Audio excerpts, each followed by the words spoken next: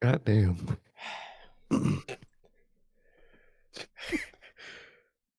Oh, man. Well, what is going on, everybody, man? What is going on, everybody? How is everybody doing here today on this edition of NHP Unscripted, man? This is episode 265 of Unscripted. And thank you guys so very much for joining us here today, yet again, for another edition of Unscripted, as we are going to talk about AEW Dynamite, SmackDown, and Monday Night Raw. Raw was Fine. okay. I'll give it Mhm. okay. It was like, on your average week lately, it's been like a 3 out of 10. This episode was like a 5.5 out of 10. There was the when they needed to swing big, they swung. And then the rest of the show was your traditional Monday Night Raw tomfoolery that we get every week. That's what I could say about Monday Night Raw. Oh, I gotta say, um, how about that crowd? What a random, like, very good crowd. Who would have thought Springfield, Massachusetts would be such a good crowd? I was very shocked by They that. were a good crowd, now that you mention it. They were a very good crowd. They were very into the show, man. Very into the show. So, um, yes, we are we will run you through Raw, Gotti. Gotti, I appreciate the laugh, man. Gotti's running into some problems over here. He says he's reaching out to our people and our people aren't responding. And then our manager, who's supposed to be a professional being, he says, No, I have not. Logan, what are we doing? Manager. What what what are we doing, man? So somebody get Gotti what he needs, bro. Because me and Sir K, we're very hard individuals to reach, man. But Gotti's got some important questions he needs answered, and our manager is just outright admitting that he's just out here ghosting people, bro. What's going on, man? What I don't know if Logan also looks for Tony Khan at the same time, but Oh my man, god, it sure seems like it. certainly hope not. If But he is, we can't compete with that man financially at all. what no. Well, I don't know about that. We definitely can. We definitely would be paying Logan more than Tony Khan's paying him for sure. But manager Logan, bro, what are we doing? Come on, man. This is this is this. Someone tweeted at Logan at 1 a.m. asking them to DM him. Is this on some slime shit or like, or Wow. what's going on here, man? Somebody is Hmm. Who is this person asking you? Is it Gotti? Is it Gotti or is it somebody else? I'm interested to know now. But Nick Khan would not like Logan. Remember that article where Nick Khan was like, I don't like anybody that sends out of office. Oh, I don't like anybody that doesn't respond when they say they're not at work. Nick Khan doesn't understand. Nick Khan doesn't understand that people want to have lives outside of work, and I don't think he would appreciate that, Nick Logan. Khan. Oh, it's Gotti's Not Nick people. Khan, man.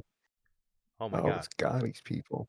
it's Oh Gotti's. shit, Oh my Gotti's god, manager. it's Gotti's manager. Wow, Oh, this is getting shit's serious. going down. Yeah, this is getting It's going serious. down in the DMs. Oh, we all know Sir K. Okay. All right. Listen Well, out here. it's got it's Gotti's manager, bro. Logan, you better get on that, man. This is getting serious now. We better hurry up and talk about AEW Dynamite, bro. So so all right, man. Well, what is going on, everybody? How's everybody doing here today on this edition of NHP Unscripted? This is episode 265. Thank you guys so very much for joining us here today on this edition of Unscripted. We appreciate you guys joining us as always. We appreciate you guys as always, man, joining us. If you guys do not know, the show works every Tuesday. We are on here for NHP Unscripted. at 12 p.m. Central. And every Friday at 3 p.m. Central, we are on here with the news. This Friday, we will be here with the news and the WrestlePalooza and All Out 2025 show predictions, man. And for the pay-per-views for both AEW and WWE, we are live on here directly after the show goes off the air with the official post-show review. However, we have come to the decision that there will be no AEW All-Out review for this year. We will just be doing WrestlePalooza. Honestly, that All-Out card looks Looking pretty mid. It looks pretty bad. I can't even hold you guys, bro. But yeah, it looks pretty meh, to be honest with you all. But we will be on here Saturday night for the WrestlePalooza post-show review. And with that being said, if this is your first time watching and you guys have not got a chance to get your hands on some of the official NHP merchandise, you guys can now find this live on the merch shop. That is bonfire.com. Links in the top description of this very video, man, where you can find this beautiful piece of Notorious Heels merchandise live on there as we speak, man. Also, if this is your first time watching, guys, do not know who we are here at NHP. I am Johnny, one half of the host of this very show, and as for the other half, we got my man Sir K here. Sir K, go ahead and tell the people what it is you are smiling about today. You know, man, it's WrestlePalooza weekend. That is why I'm smiling, man. No other reason at all. That is why I'm smiling, man. But I'm doing good. Just been chilling, man. Just been chilling, waiting for WrestlePalooza, waiting for all the stuff that comes later in the year, man. So just waiting, man. Just waiting. Like Durante, always ask, how's life? How's the family? Life's good. Family's good. How is everybody doing? In the live chat, Logan, Gotti, anybody in the replay. And what about you, bro? How are you doing? Well, I am doing pretty good.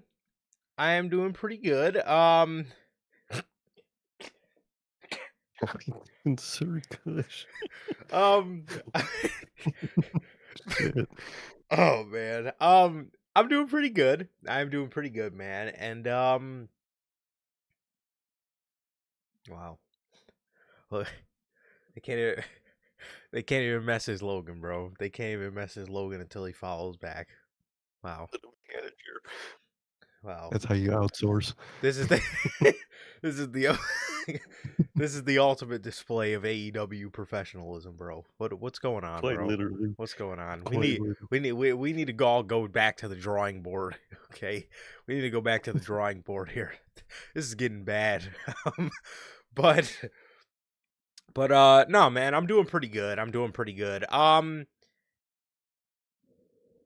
My throat is still fucked up from SmackDown. I genuinely think I may have like damaged a vocal cord or something, because there's just no way. There's just absolutely no way. It should still hurt. I don't know what's going on at this point, bro. But yeah, other than that, man, I'm doing good.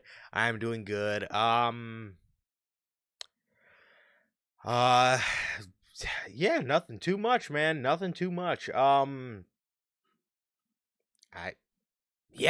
too much, man. Just waiting on WrestlePalooza weekend, that whole thing. So I got nothing, man. Not really much going on, bro. Not really much going on. So what can I say, man? But other than that, man, I'm doing good. As Durante always asks, family's good. I'm good. What about you, Durante, Logan, Bell? And of course, my guy, Mr. Walk Him Down and Run That Marathon, Gotti. The man, the myth, the legend. Man, I'm sorry to hear that, bro. Yeah, that's good. Yeah, that's crazy. I hope everything ends up being okay. With you, bruh. Did I say WrestlePalooza predictions? What is going on? WrestlePalooza weekend. Did I say that? I don't even remember. I I got I got dynamite on the dome, man. I'm a little fucked up. I'm a little fucked up right now, man. But yeah, I'm doing pretty good. I'm doing pretty good. But yeah, bro, I hope you're doing okay. Hope you're doing okay, man. And Logan's excuse is he's a small time manager. Well, Like, just small time manager, man. That's all. That's all he is, man. So keep knocking on his door, bro. Even if he doesn't, even he's got some managing to do, bro. Keep knocking on his door, even if he doesn't follow you back. Tweet at him. Man. Oh, that sucks. the WrestlePalooza predictions. We got you guys on Friday, bro. We got you guys on Friday with the WrestlePalooza predictions as well as the All Out predictions. But that sucks, man. That's scary. That's scary for sure. Well, I hope everything goes okay. You already know. You got me, Sir K. You got Logan. If you need to talk, bro. So, we're here for you, brother. We got you, man. And we appreciate you. So, if you do need to just talk or vent or whatever, I'm sure there's a lot going on, bro. I'm sure there's a lot going on. If you need anything, man, just hit us up. Just hit us up. You know, my DMs are always open. My DMs are always open, man, and it looks like Logan's DMs are open now too, as well as Sir K's, bro. So we're here for you, bro, and hope everything goes okay. Know it. What up, Hunter? He says All Out is looking like a 6-hour show. That's the thing, man. We were moving with the intention of, like, with AEW pay-per-views, being the way they are, maybe we'll do an all out review. You know what I mean? And then the show actually started shaping up, and I was kind of just like, I don't know, the show kind of looks a little lame, to be honest. So we will not be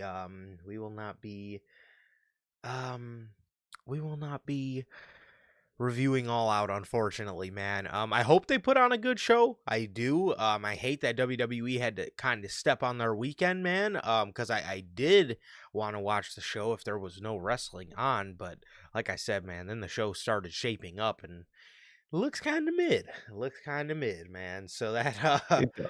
that definitely sucks. That definitely sucks. But damn, dude, you broke your neck when you were in first grade.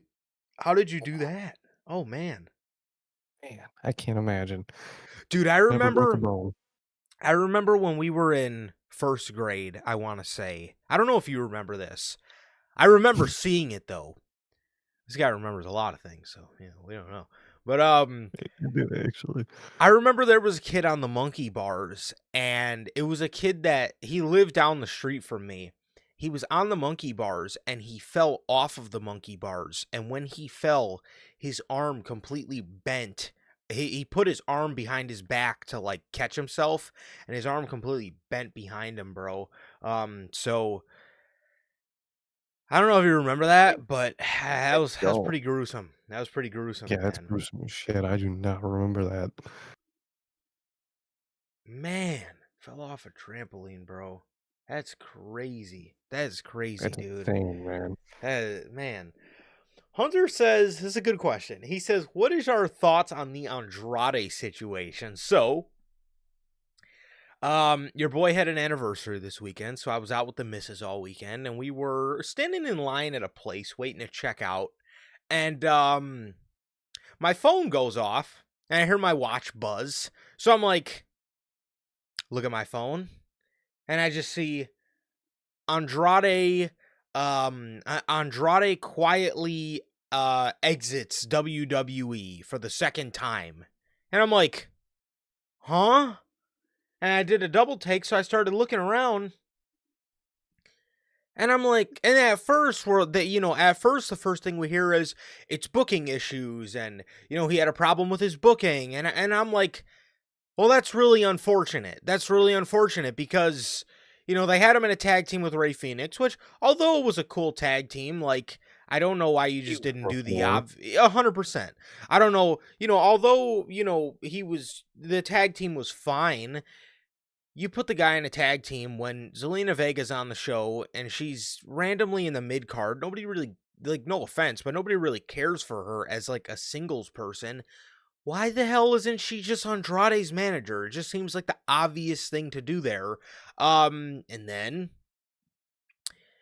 And then we start hearing about all this other stuff with his wellness violation, and he had disciplinary problems backstage. It's like, it really goes to show the difference between WWE and AEW, because he did the same stuff in AEW and they didn't allow it, but they, I guess, accepted it. Yeah. In WWE, man was literally, Yeah. Booted. booted out of the arena, whatever the case is. It sucks. It sucks, but at the end of the day, it's from what, like, Gotti says it. It sounds like he was in the wrong. Sounds like he did it to himself. So it just sucks, man, because we all know how great Andrade is, and it gets to a point, man, where it's just like, you're failing wellness violations, you're having disciplinary problems backstage. It's like, nobody can really do anything to help you at that point, because, again, it seems like you're just kind of doing it to yourself, bro. So if you can't get your shit together, then, what what What what are you is there to doing, really man? say? What is there to really say other than get your shit together, bro? But it sucks. It sucks because it should have worked out. It should have worked out. I remember everybody being excited in early 2024 when he came back, and then they kind of just put him in that whole little Mexican circle on SmackDown that Triple H had for a while, where it was like Santos, Ray, LWO, and Andrade, and then they added like Ray Phoenix to it, and Angel and Humberto, and he kind of never escaped that. So as far as his booking, if he had problems with that, I completely understand why, because I think Triple H did a shit job with that. I think he did a shit job with Andrade. But as for the stuff that Andrade did, man, I mean, again, you're a grown ass man, bro. You're a grown ass man. You got to be able to follow your company's policies and their disciplinary routine. I mean, you're not in second grade, bro. How you're a grown man having disciplinary problems is just it's just kind of sad at that point. But overall, it does suck, man, because I think he's a great talent, and it should have worked. It should have worked, man. The same way it worked when Triple H was booking NXT, but as we know, Triple H doesn't make a lot of the same magic that he did in NXT these days. So it No, sucks. no, It sucks. it does. It sucks. It really sucks. A lot of it does seem very self-inflicted, unfortunately, and it's just a shitty situation. And I'm very interested as more and more details will come out of this of, how long this has been going on, what exactly he was doing to require the disciplinary stuff and whatnot. And it's very unfortunate, man. It really is. 100%. 100%. God, he says still to this day, I love trampolines, bro. Me too, man. I haven't been on a trampoline in so long, but man, I loved um I always loved being on trampolines, bro. I really did. Right, maybe it was like the last time I've been on one was probably like my freshman year of high school, which at this point was probably like 8 years ago. um I did learn how to do a front flip, man. So that was pretty cool. That was pretty cool, man. But dude, me and my one cousin, bro, we would dead ass have like 2-3 hour matches where we would just be on there just shooting on each other.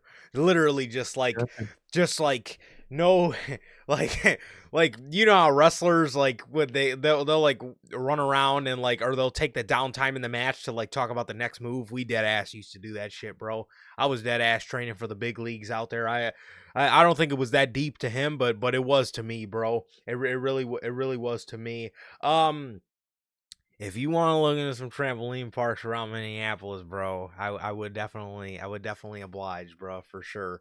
Um, but yeah, so no, for sure, man, for sure. I actually before that, I actually learned how to do a pretty pretty clean German suplex. I learned how to do a pretty clean German suplex. I never quite got the bridge down. My bridge would always break, but I actually learned how to do a pretty clean one, man.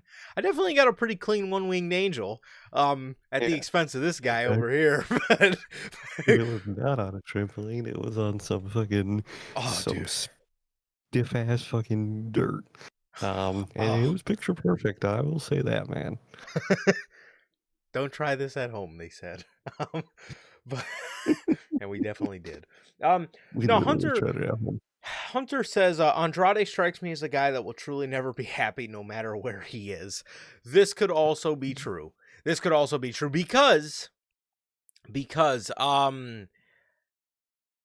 if you're not going to put Andrade with a manager, which clearly Triple H didn't, I think he was better off staying in AEW now that hindsight is 2020. He was probably better off staying in AEW. Again, knowing what I know now, and that is like, at the time, I obviously would have told you he should have went back to WWE, because in my head, I was like, okay, well, Triple H is going to put him back with Zelina Vega. He's going to have a mouthpiece, and everything's going to be fine. He never got that mouthpiece. He never found that mouthpiece at all, and what ended up happening was this man was dead ass just a guy. He was literally just a guy that spoke broken English, and again, he couldn't cut. He's not charismatic enough like Penta to where like people can like just naturally connect to him through his natural charisma. So if that was the case,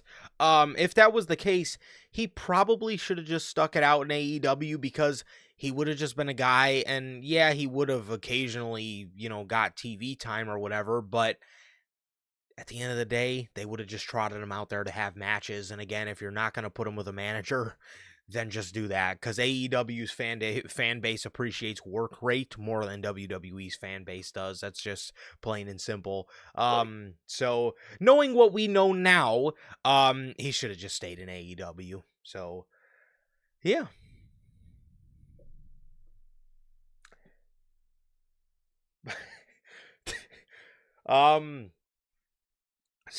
So, with that being said, we got, I believe this is our last edition of AEW Dynamite from the 2300 Arena in Philadelphia. This was your September 10th edition of Dynamite. Like I said, from Philly. And this show was rather, as Gotti says, dead ass. This was that's a perfect way to describe this episode of Dynamite. Dead ass. Because quite literally nothing interesting happened. It was a bunch of randomness. I do have Gotti's manager says he messaged Logan. Logan, going down. What are we paying you for, man? This is now or never. This is your time to step up to home plate, bro.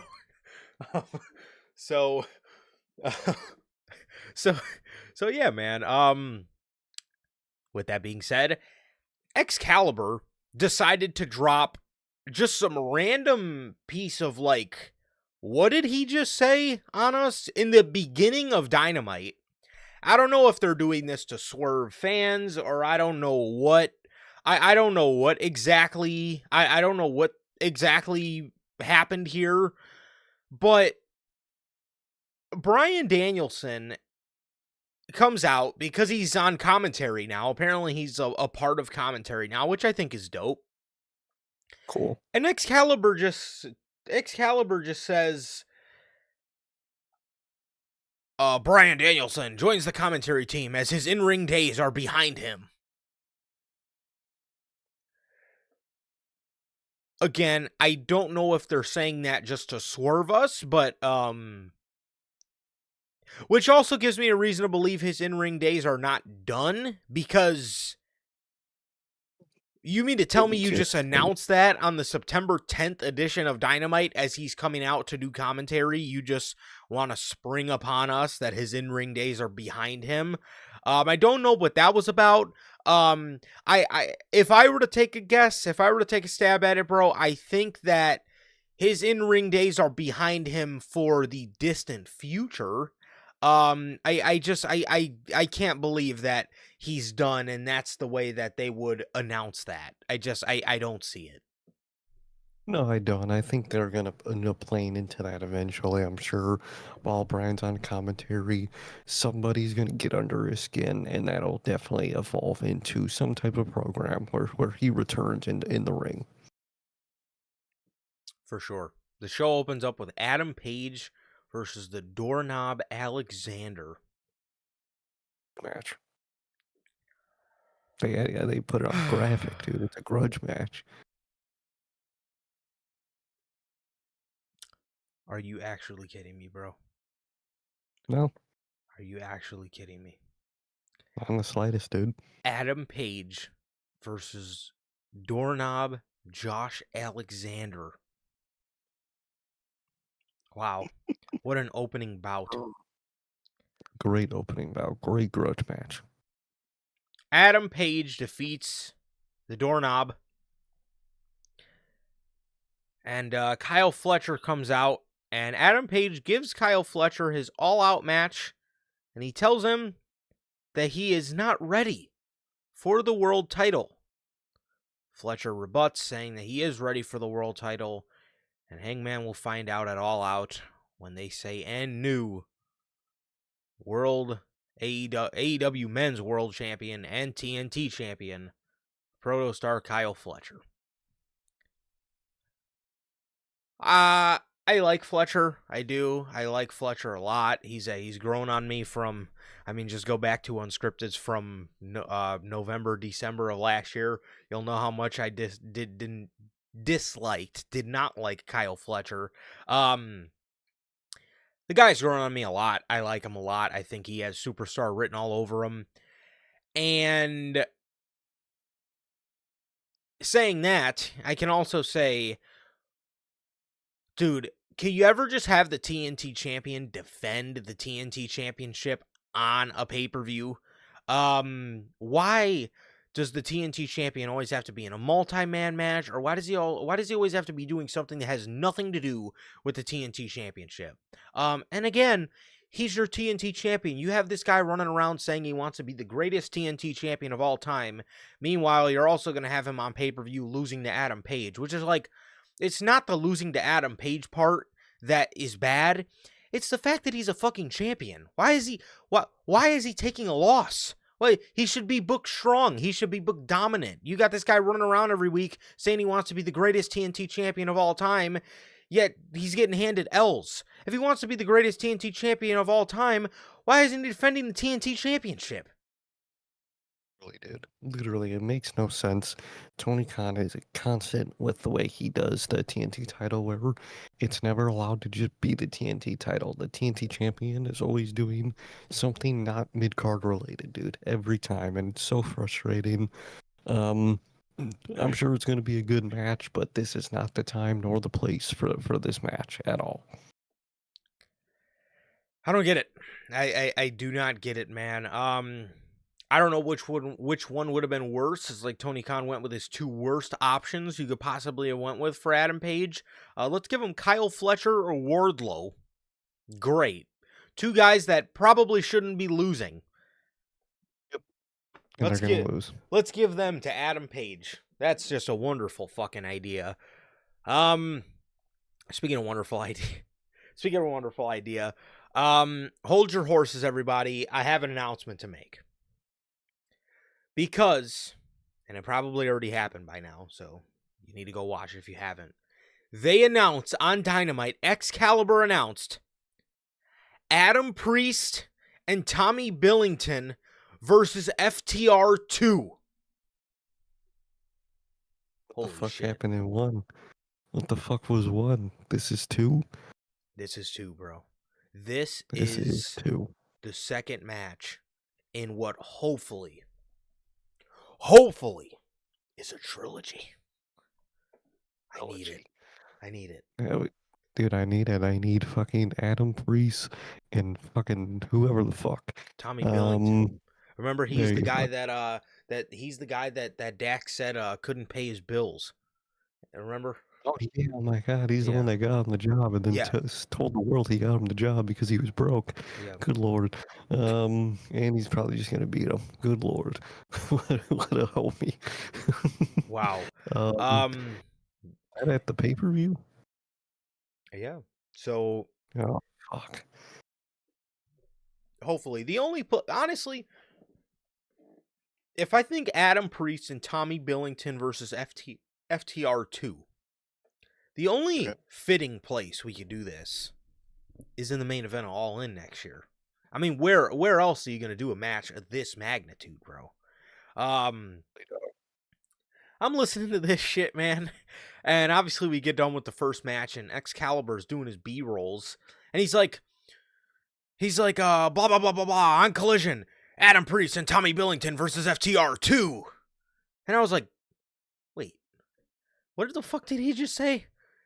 And I went back because I genuinely thought I misheard something, and I didn't. It was that. It was this is almost as good as when they did the trilogy between Julia Hart and Queen Aminata, and they were promoting Julia versus Aminata 3.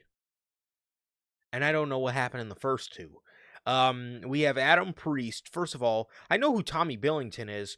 Who the fuck is Adam Priest? Is he Damian Priest's brother? I mean, who is that? Is it, I mean, I have no idea who that. I genuinely have no idea who that is. I can't even put a face to who Adam Priest is. I've heard of him. People say he's really good. I think I saw a clip of him going crazy, so he seems pretty good. I have no idea about the charisma factor, but in the ring he's good. Well, beats me, man. And of course we all know Tommy Billington. We all know Tommy Billington. We all remember the story, man.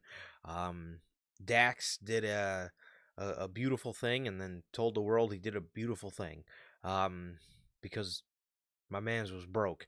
So I don't know what he's got Wow. going on, bro. But yeah. So if you guys did miss it, Adam Priest and Tommy Billington versus FTR2 was on Collision, bro. So after this, we had Riho and Alex Windsor defeat Emi Sakura and Mercedes Moné.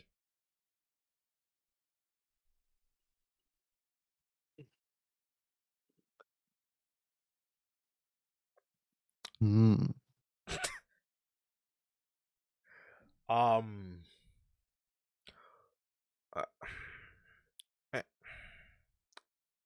okay. Okay. Um. What? What? What can you say?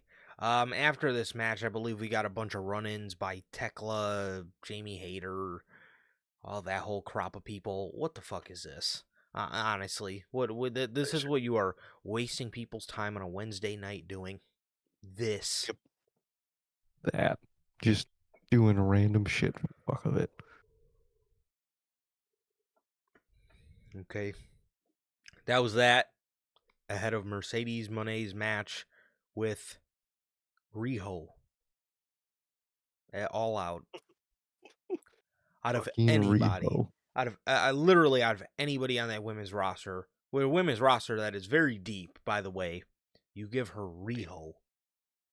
It was the best one, man. FTR is out there for an in-ring promo. Stokely Hathaway says nobody in this bitch is getting any hoes. Damn. I know. That's tough. This could be true.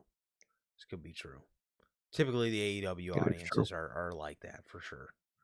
Every once in a while, yeah, for sure. Yeah, 100%, especially those absolute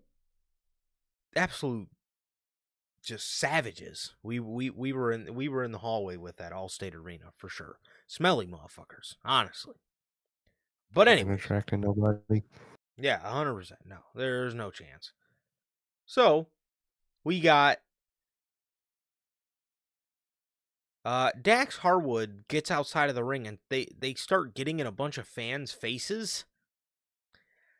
They start like yelling at fans in the front row, asking anybody if they want some.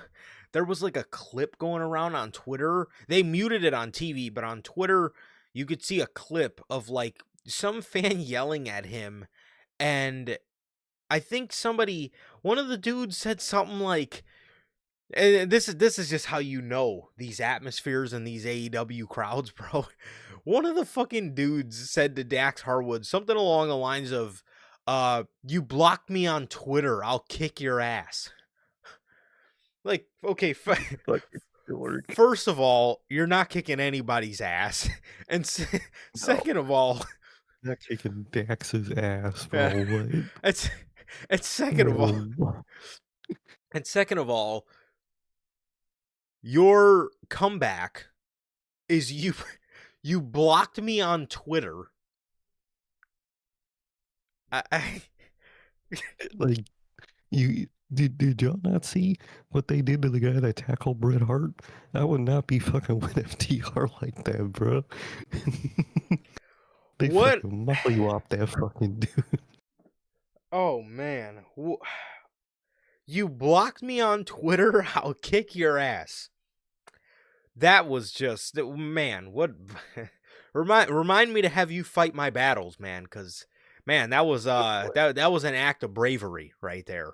You know, that was a true act of bravery, if I do say so myself.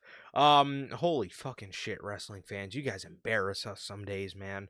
A lot of days. You guys They do. embarrass the shit out of us. A lot of days. A lot of fucking days, dude. Um, so as Dax is yelling at this guy who's mad because he blocked him on Twitter, the cameraman, which I understand this is probably a part of production, but this just looks so goofy. Like obviously the point of the segment was to get FTR to snap, right? So how do they figure they're going to do this? How do they figure they're going to write this into what they got going on? Well, their idea to get Dax to finally snap, the cameraman just blatantly walks up to him and the camera just doinks him on the fucking head. Like you could literally see the camera lens go all the way up to his head and then it bumps his head and then Dax turns around and him and Cash just start beating up production. What the fuck? What? That was your idea? That you couldn't have put like an extra in the crowd to like muff Dax in the face and that gets him to like snap or something? You have the cameraman walk up to him with the camera and doink him on the head with the camera. Genius. Genius way to get the man to snap. Okay, I guess. Oh fucking K. I don't know what that was. Outside of a bunch of tomfoolery, bro. Copeland and Christian never even came out. I don't know what the point of this was after all. But yeah, Oh, that was that. no clue That was what the that. point to any of that segment was. Ricochet defeats Shelton Benjamin off a roll up. You know, by commentary logic, Ricochet defeated Shelton Benjamin, so he could face for the world championship. What? They said Yeah, that? remember that? Remember that when they said someone beat Shelton Benjamin so they could fucking Oh, you're right. I do remember that. It was yeah. It was a couple. Oh man, that was a couple months ago on Dynamite. Tony Schiavone said I can't remember who exactly was facing Shelton. But he said something along the lines of like blah blah blah. If he beats Shelton Benjamin, then he can beat anybody. So Ricochet can beat anybody. this is true. I forgot about that. So Ricochet, he beat Shelton here, bro. So you know what that means. He can beat anybody, bro. He go beat anybody, man. Yes, he can. So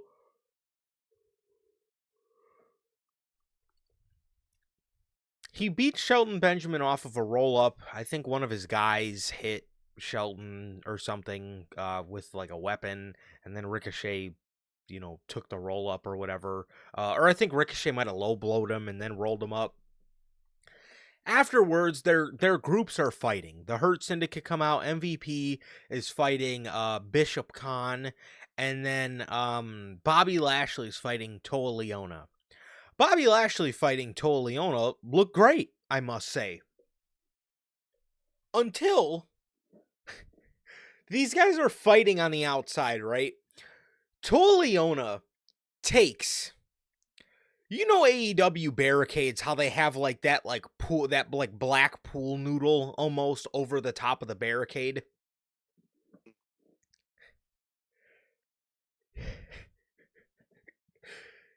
Dude, Toa Leona takes the cushion off of the barricade and hits Bobby Lashley in the head with it. What a weapon. Let me rip the cushion part off of something, and not then take that opportunity to maybe slam that person into now the uncushioned part. No. I'm gonna hit him with I'm gonna take off the turnbuckle, not throw him into where the turnbuckle is. I'm gonna just punch him with turnbuckle padding, because that's gonna hurt. If I hit him with fucking foam padding, that's gonna really hurt. Bryan Danielson's putting this over like mad hard, bro. He's like, man, look at Bobby Lashley and Toa Leona over there. I can't take my eyes off of it. Not like 2 to 3 seconds after he said that, did Toa Leona take the fucking pool noodle on top of the barricade and bash Bobby Lashley on the head with it. Hilarious. That would be like somebody breaking in your house for a home invasion and you grab a fucking pillow and hit the guy with it. And he's got a gun. Nice. Fucking nice. Couch cushion and smack him with it. Oh shit, he's breaking into my safe. Grab the pillow. Nice. That's really gonna help us. That's magnificent. We're saved now. We're saved. I could take care of Bobby Lashley. Let me grab the pool noodle of a barricade cover. Nice. What a wow. Wonderful. Just wonderful stuff there. The groups get separated, and that was pretty much about it. As for the match, the match was fine. Nothing too much, man. Nothing really too much going on there. But Ricochet won, so he can now beat anybody, bro. He can beat anybody, man. We get a vignette from Hook. I've actually really been liking how they've been doing Hook's vignettes. It's actually like a sense of production. It actually shows me that somebody in that company has an eye for production, or at least they can do it good when they want to. Hook, he says that the ops replaced him, but he gets it. He did feel some type of way about it, but he talked to Samoa Joe, and he made me understand. He says he's played sports his whole life. He says it's next man up. If one man goes down, the next has to step up. He says, I appreciate the ops.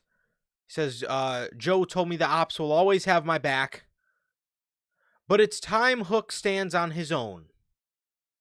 Or maybe not.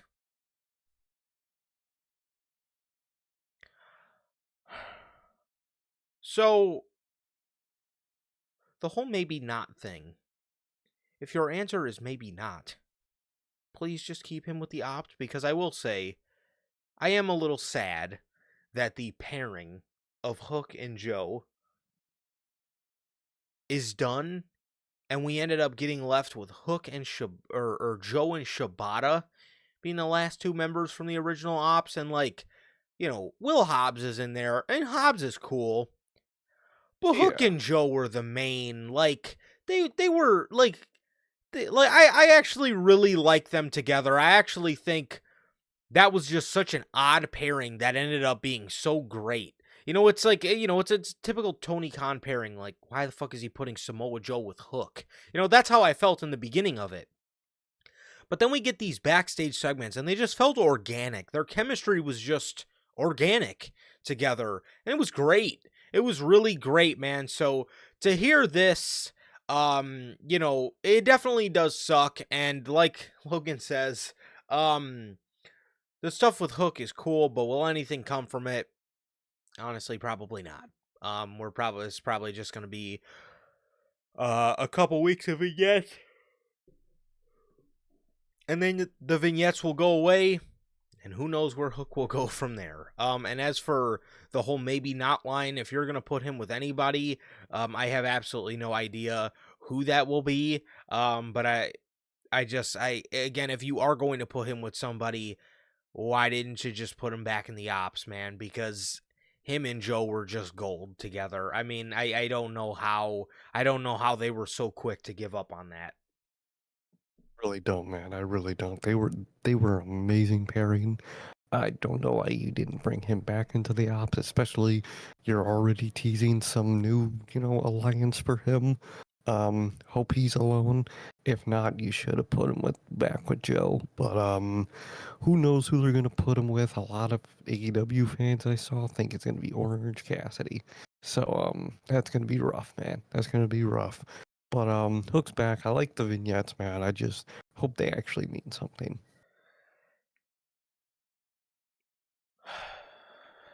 Oh God, I didn't even think of that. Speaking of pairings, did you see the Acclaimed got back together? I did see that. That's good. That's That's nice. good. I finally fucking gave up and just put them back together. That's good. That's very nice. I'm happy for them. Now the next step is heading over to NXT. So next we got Tony Storm versus Sky Blue in a Extreme Rules match, I guess, or Tony Storm was doing the whole Sandman thing. It was pretty dope. There was This was a pretty extreme match. Tony Storm was getting stapled all over the place. She ended up defeating Sky Blue with a Storm Zero on the chair, and Thekla. It was this match Thekla came out for, not the other one. Thekla came out and attacked Tony Storm afterwards, which I believe is also the point in the show where Jamie Hayter and all them run-ins came in. So yeah, Tony Storm defeated Sky Blue here, and what was a pretty good extreme match. I know a lot of people don't like this kind of thing when the women superstars do it. I don't mind it. I thought it was fine. Exactly. I think it's Beast. It was a good match. I think that was like an actual Sandman's canes that he gave to her for that match, which is sick. She did the fucking whole Sandman entrance. That was dope. And Tony Storm's a beast, man, and it was cool. High overall, I digged it. For sure.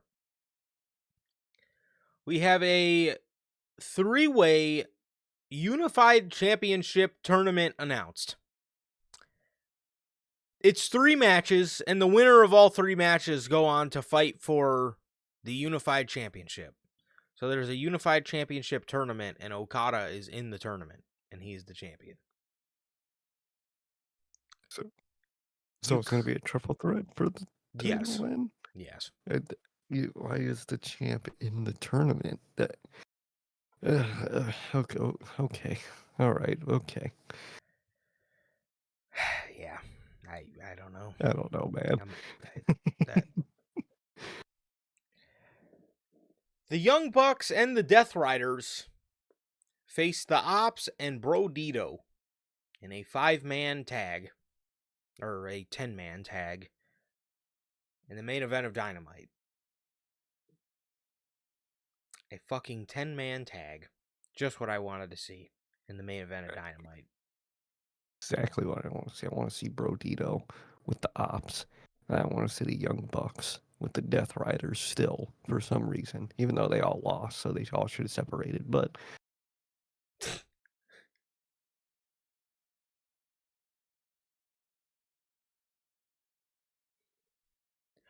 Pyrrhus Wrestling says NXT Homecoming is today. Finn Balor is announced. What do you think Finn will do tonight? My booking will be Finn Balor meeting Blake Monroe. And you know why it makes sense. Why exactly does that make sense? Exactly, I'm confused. Why that makes sense? Maybe Look, because she's old. I would love to hear why that makes sense. I'm just a little confused as to why that makes sense.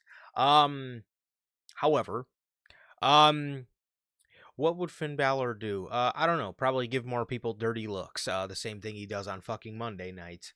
Just give people dirty looks and never turn. Probably that. Finn meets the woman from hell to give him advice, but not from Finn, but the demon Finn Balor. That could Needs be advice from cool. anybody at this point. Yeah, I actually, you know what? He could take a lot of advice from Mariah May because Mariah May is no stranger to turning on people. So maybe Mariah May can tell him to hurry up and fucking turn on Judgment Day and get the fuck out of the group. You know what, bro? You actually might be fucking cooking. You actually might be cooking now. She could give him a lot of great advice. She could tell him, you know, Finn, it's about time you fucking turn. For the love of God. For the love of God, it's about time you fucking turn on somebody. Really, man. Literally, I hope he does take that advice from her then, because that's perfect advice. Hey, if we hear a Glorious tonight, man, that would be pretty dope, man. Bobby is my second favorite NXT champion of all time, man. So, whoa, Classic. what an NXT legend, bro. Back to legendary stuff. Matt Jackson wins the 500K 10-man tag or whatever the hell it was. With a roll up to Bandito. So the tag team champion losing here. You gotta love that. And afterwards, the Death Riders attack the baby faces, and Darby Allin comes out for the save. But he is then attacked by a hooded figure that reveals himself as Daniel Garcia. Or as I like to call him, Danny Death Rider. Daniel Garcia joins the Death Riders and he leaves with Jon Moxley and Marina Shafir. So, if you're looking at this from a standpoint of like, did they need new members? No, they just needed to book their current members better, which obviously Claudio has no problem being booked like a fucking god for some reason. Whatever reason. I wish they would just do better by Wheeler Yuta sometimes because he actually is really good. However, as for Daniel Garcia joining the Death Riders, I don't hate it. I love the nickname Danny Death Rider. I think that's very funny. I actually don't hate it though. I'd rather have him in the Death Riders than him on Collision every week, just teasing, turning on Nigel McGuinness or whatever the fuck they have him doing. So I actually don't mind it. And he actually looked pretty dope for his first, like, I guess, segment in the group. He was just very, I guess, uncaged. He was beating the shit out of Darby Allin where Moxley had to pull him off. So to be honest, man, I thought he looked good. I know a lot of people don't like it, but I actually don't mind it. And I am just a little afraid if this does take away anybody else from the rest of the group. And I especially wonder what this means when Pac comes back, because now they're gonna have, you know, another member on top of Pac coming back. So I just hope this doesn't take away too much spotlight from like the rest of the group. But as for the move, I actually do like it, and I actually thought that he looked pretty sick, and I think it was time for a Daniel Garcia heel turn either way. Exactly. I think it was long overdue for a Daniel Garcia heel turn. I think it's good for him. Like you said, I don't know about how it's good for the group itself. They got a lot of members. They added Gabe Kidd, Garcia's plenty. I hope they could all get, an adequate amount of screen time. And we'll see how it goes when, Pac returns and whatnot, man. But so far, I think it overall is a good decision, and I'm very curious to see how it goes. 100%, man. So maybe Pac will face Daniel Garcia to see who is the true Death Rider. But Yeah, man, that is everything for AW Dynamite. I believe this was your last episode of Dynamite from the 2300 rating. I thought it was a pretty good stay. Actually, no, I didn't. I thought the first week was a pretty good stay. I thought that 2 weeks after that I thought they were absolutely fucking horrible. But the first week was really good. The first week was really good. I must, if I do say so myself, I thought the first week was very good. And the other two just absolutely sucked. Most definitely. Most definitely. That first week, I think, was a solid week. And then the 2 weeks of fucking fuck all. Well, and speaking of something that hasn't been sucking, we got official word from our sponsor here at NHP. W Energy, man. W is an energy drink loaded with vitamins and nootropics, formulated to improve focus without getting the jitters. W is a clean formula, sugar-free, zero-calorie, free from fillers and artificial colorings, with 150 milligrams of caffeine per serving. You can get your W products today with the link below and code NHP at checkout to save yourselves 10% on your next W purchase. Always got to shout out W, whether workout, whatever you may need the energy for. Whether it's WrestlePalooza, all out at the same time, big day. If you want to stay up and focus throughout both shows back to back, try W. It won't let you down. It'll keep you awake, keep you energized. You won't have the jitters, and it'll taste good all at the same time. There you have it. So there it is. The official sponsor of what we do here at Notorious Heels, W Energy.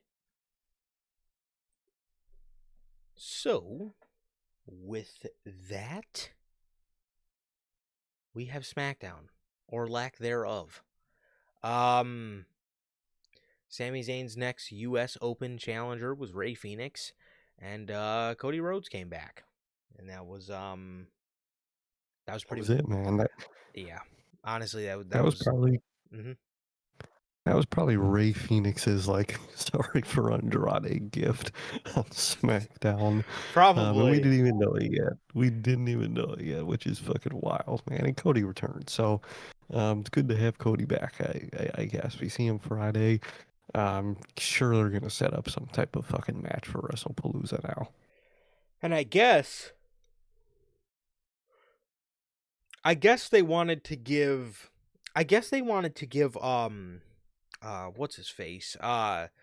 Michael Cole and Corey Graves the night off, maybe, because SmackDown commentary this week was actually Vic Joseph and Booker T. That shit was hilarious, man. Which Vic Joseph had an absolutely hilarious open. He starts off, he's like, I'm here with probably the worst general manager in SmackDown history, Booker T. What up, Unk? And then the look on Booker's face when he called him the worst GM, bro. Booker's the man, bro. Booker is literally the man. Those two are so bad. They're fucking great, dude. I fucking love them. They're Even Vic. Vic has his lines. He does. They suck so bad, but that genuine they are easily probably the best worst commentary team of all time. They are so fucking horrible, man. But it is great. Ugh. So yeah, Cody came back. Drew was gonna do the same. Drew was gonna do the same thing he did to Orton, or the same. Drew was gonna do the same thing to Orton what he did to Cody. He was gonna like claymore him through the announce table TV screen or whatever. So Was doing Worlds Collide. I forgot about that show.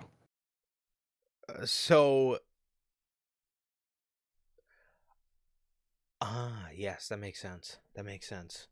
Yeah, I forgot about that. Yeah, Worlds Collide was an interesting show in itself.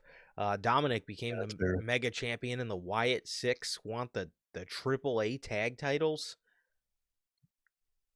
Okay. It's a house, bro. You work with WWE.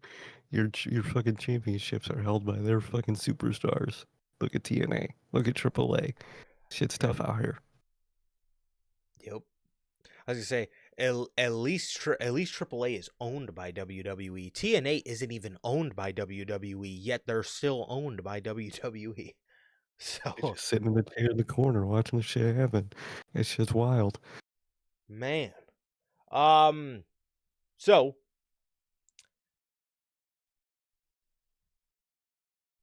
we got oh yeah, so that's what I was saying. Yeah, so we got Cody Rhodes coming back as Drew McIntyre was going to Claymore Orton through the announce table TV, and Cody came back and set up Drew McIntyre versus Cody Rhodes for WrestlePalooza.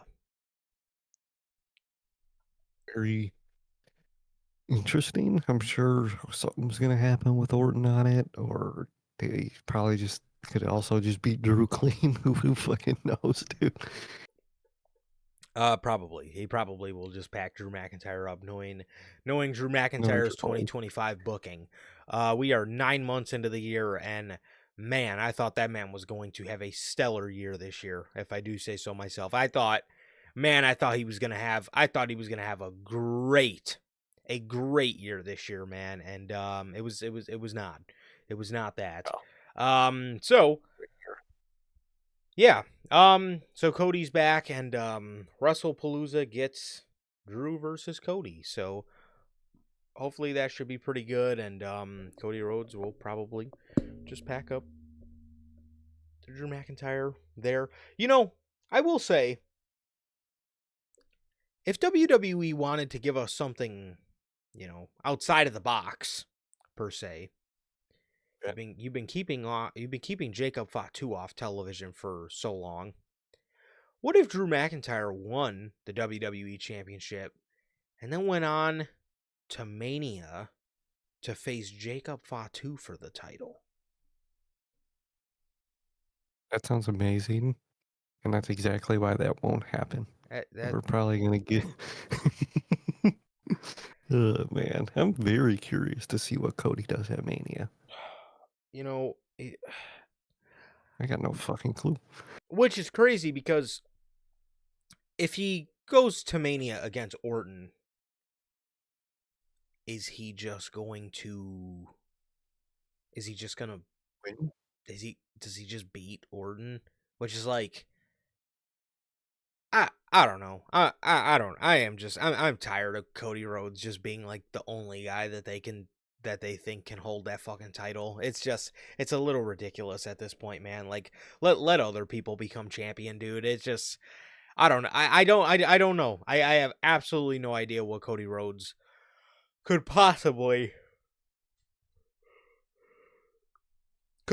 be doing at WrestleMania, man. That's if he is the champion by then, which I don't know, man. I would honestly probably have him drop the title to Drew at WrestlePalooza and then just do Cody and Orton at Mania, because I just do Cody versus Orton at Mania and then do Drew versus anybody, Fatu. Like I just said, Fatu, Sami Zayn, somebody, bro, fucking somebody, cuz I don't know, man. It just I don't know how much I care to see Cody Rhodes in the WWE title match for the, what would this, that would end up being the 4th Mania in a row since Literally, dog. 39. So God damn. I mean, it's just I don't know. I don't really care to see it, man. I don't really care to see it. It's just getting old. It's just getting old. He's got to he's got to take a step back from that WWE championship main event scene, man. They shouldn't want to risk him just getting stale, you know. No, they shouldn't. So yeah, that is that. And we shall see what happens. So with that being said, now moving on here to Monday Night Raw. This episode of Raw took place from Springfield, Massachusetts.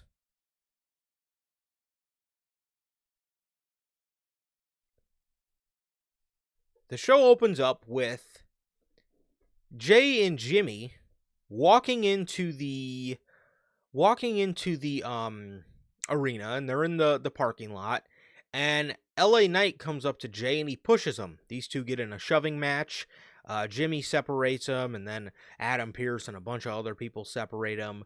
And Adam Pearce tells them that they can get their stuff together, or they will not be receiving their paychecks. If they do not listen to him, he says this week is WrestlePalooza week, and there's a lot of stuff happening. So before things fall off the rails, the last thing I need is for you two to fall off the rails. So, there you go. There you go, man. That was the open of the show, and this was honestly... So it's open. Seth Riders actually walked in the building together, dude. I seen that. The whole vision was together. They were all together, man. Wow, they're an actual group that arrived at the show together. Look at that, man. Look what it does for them. They still didn't even interact the whole rest of the show, but baby steps. I really wonder how that's going to be when Paul Heyman comes back. I really do. They got to do something with that, man, and acknowledge that shit. They have to. I wonder why he's away. I wonder if maybe Heyman himself wasn't like feeling the group or something. I'm very curious as to why Heyman stepped away, or maybe he just needed time off. I don't know, but I'm very interested as to why they decided to write him off. I wonder if maybe they think it wasn't working, or I don't know what happened there, but it's interesting. Very interesting. I might have a theory later when we talk about Raw, man, but that's just throwing some shit at a wall. But we'll see. Okay. We'll see when we get to it. And the open to the show. Now, mind you, during all the opening segments of the show, you can hear the live crowd chanting for Cena the whole time. Oh, dude. Fire. The show opens up with none other than the hometown guy, the Massachusetts guy, John Cena. The crowd was hot for the greatest of all time. John Cena comes out. I think he said something to Stu like, this is where the Simpsons live or something like that. When he was just talking to the camera. When he was, I will say, the way he held up the last time his now towel, that look on his face, it always gets me.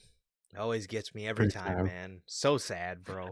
So sad. Because he, especially this time, sometimes he's good with, like, not making himself look sad. But for this, for some reason, I'm sure it was because they were where his alma mater is. He looked pretty sad.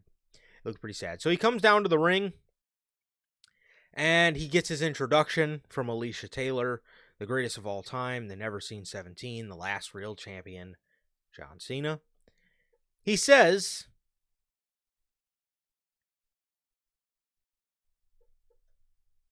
he expresses that he is happy to be back in Springfield, Massachusetts.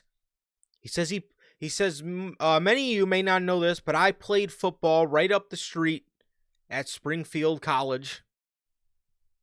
He says he was an offensive lineman, which means you don't get your name in the paper. You show up every day, you get your ass kicked, and then you show up the next day and do it all over again. He says Springfield College prepared him for life in the WWE. He says he's got old teammates, friends of over 30 years, family in the crowd. He says happy birthday to his niece who could not make the show. He says he will see her later this week. He says we don't even have a stage here tonight because there are so much fans. He says he needed this. He shouts out Alicia Taylor for doing his intro. He says there's something she says in that intro that means a lot to me. And that is when she says the last real champion. He says Brock Lesnar wants to end the last real champion. He says Brock is intimidating, controversial, and invincible. The crowd starts chanting, "Fuck you, Lesnar." Cena then says, Netflix, they're saying talk to Lesnar. Let him keep saying it. Which, of course, they didn't. They still had to fucking hit their mute button. Oh, there you go. He says, Brock has always made a target out of me. He's done it once before. He says he's had matches with Brock, and he's had matches with Brock in the past, and they're some of the toughest challenges he has ever faced. He says he could backstage politic and say he's only got 6 of these left, so let's play it smart. Saying no is the safe and easy option. The crowd starts chanting, "Thank you, Cena." And Cena responds by saying that this is why I say yes. He says he's never fought a battle in the back. He's always fought them out here in the ring. He says the last real champion isn't about championships, main events, or being the face of the company. It's about leaving this place better than you found it. He says, leaving this place better than you found it. Moving with hustle, loyalty, respect. Not taking your ball and going home. He says, am I afraid of Brock Lesnar? Yes. Could I fail? Yes. But will I give up? Hell no. He says he does not give a damn how many suplexes Brock has in his city because I founded Suplex City and I'm still standing. He says, my jorts are stronger than your jeans, so if you want some, come get some. That was pretty dope. I enjoyed the promo. As I've enjoyed pretty much close to all of John's work throughout the farewell tour. I enjoyed this. It seemed like this kind of hit close to home to him, obviously talking about his football days and his college days at Springfield College. It was nice to see, and this was overall just a solid babyface promo to rally him going into WrestlePalooza, man. So I did enjoy it. Exactly, dude. Very much did enjoy it. It was a great Cena rally promo on this last tour, man. I thought it was perfect. Thought what he was talking about was perfect. I love the last real champ stuff. I think it's so sick, and he did it great tonight, man. He did it really great. Yeah, it's cool that like Cena, and it took him becoming a heel to get like, I don't really know if John had like a nickname. Now I could be way off, but the only thing I ever remember people calling him is Mr. Hustle, Loyalty, and Respect, which that's a cool nickname, but it's just too long. I love that we have the last real champion now. I think that's a fucking awesome nickname. I do. But like, I don't really remember him. Now, again, if you guys want to call me out, feel free, because I was like the John Cena kid. But like, I don't really remember him ever having like a definitive, at least like from my childhood, like from the early 2010s, around that era. I don't really remember him ever having like a definitive, like, dope ass nickname. Like I said, I do remember people calling him Mr. Hustle, Loyalty, and Respect, but like during that era and during like I feel like most of my childhood, I don't remember him ever having like a definitive like nickname. Obviously the Doctor of Thugonomics, but and that was way, way early in his career. But yeah, to sum it up, the last real champion is that is so fire. That is so dope. fucking fire. That's so heat. So thank you to Heel Cena. Truly, thank you. Thank Legend. God. That shit was so goddamn fire, dude. Heel Cena was indeed a legend, bro. Jey Uso and LA Knight were in the back, and they are arguing. Adam Pearce tells them, again, things are not going off the rails tonight, so what do you guys want to do? LA says he wants a tag match against the Bronze. Are you fucking kidding me? This is what we did last week.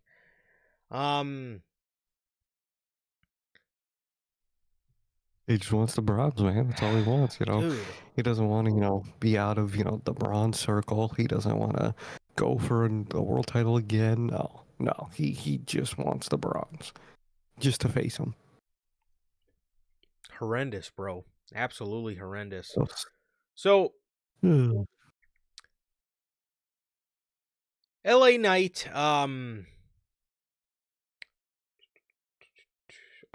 Adam Pearce tells LA Knight, do you have anybody in mind? And LA says, well, I don't want to team with him. So what about Jimmy? Jey gets visibly annoyed that he chose his brother. Adam Pearce says if he can get him to agree, then that's fine. So that was that. And these guys will pretty much be the story of the night. No need to really go over that one too much because there's a lot more other way interesting stuff that happened later in the night. So, yeah, but that was that. Exactly. Good little setup for the rest of the stuff in the night. For sure. We then get Lyra Valkyria versus Roxanne Perez. Lyra gets Raquel ejected. Well, Raquel gets Raquel ejected, to be honest. But Lyra then defeats Roxanne with a Nightwing, and afterwards Raquel attacked her. They attack her post-match, and Bayley comes out for the save to help Lyra Valkyria, and Bayley starts doing old Hugger Bayley moves. She's doing her corner splashes. She's doing the wacky, wavy, inflatable tube men motions. All that stuff she's doing. She's doing the Bayley to belly. I mean, she's always done the Bayley to belly, but she's doing all her old Hugger Bayley sequences. And the Judgment Day leave the ring. Bayley then looks over at Lyra and gets visibly pissed, like she's about to beat the shit out of her. She looks like heel Bayley. And then she looks over at Joe Tess and Corey Graves, gets excited, and then starts hugging everybody. She starts hugging everybody and runs away, slapping everybody's hands on the way out, just ecstatic. What did you think of this? And how did you feel about how they returned Bayley? And what were your initial thoughts on your first time seeing this character, live for the first time since she's been back? I like it a lot. I like the way they did it, and I like what they're doing with Bayley. This kind of snapping to one character, snapping the other. 1 second she's super happy hugger Bayley, but when there's things she might not like at this point Lyra, she isn't. She's quite the opposite, and we saw that later in the night. But for this, I thought it was great. Really like it. I like just. It was just really cool. They did it really cool. I like what they're doing here, and I'm very, very excited to see how the story plays up over time, man. I really liked it. What about you?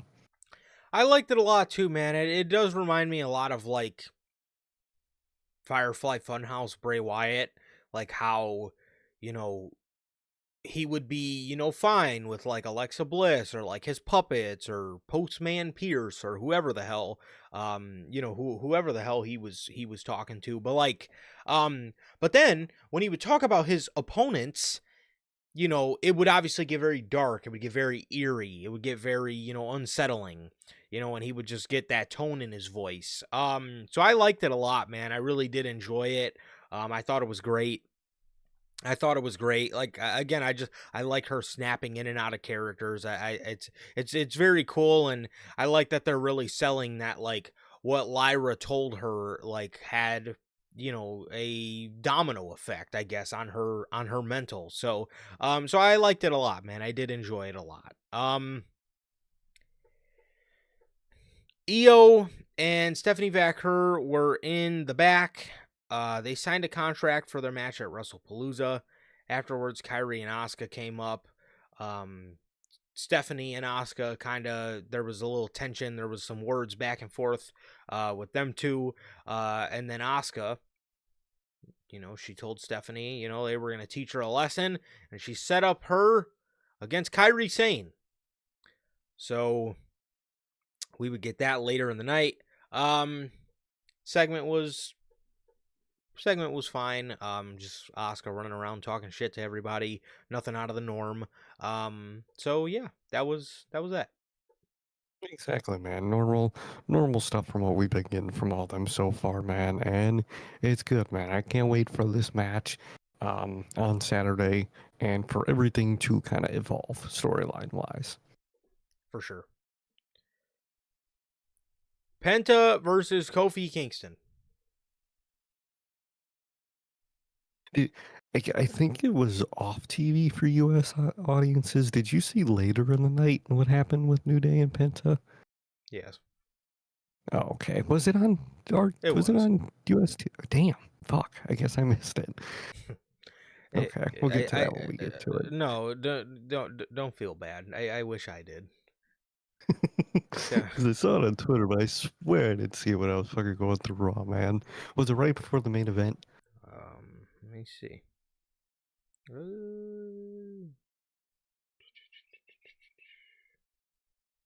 So it was right after the Punk and AJ promo. Damn. It was horrible. And that's exactly what this was. This was fucking horrible. Yeah, this is dog shit, man. This is dog shit.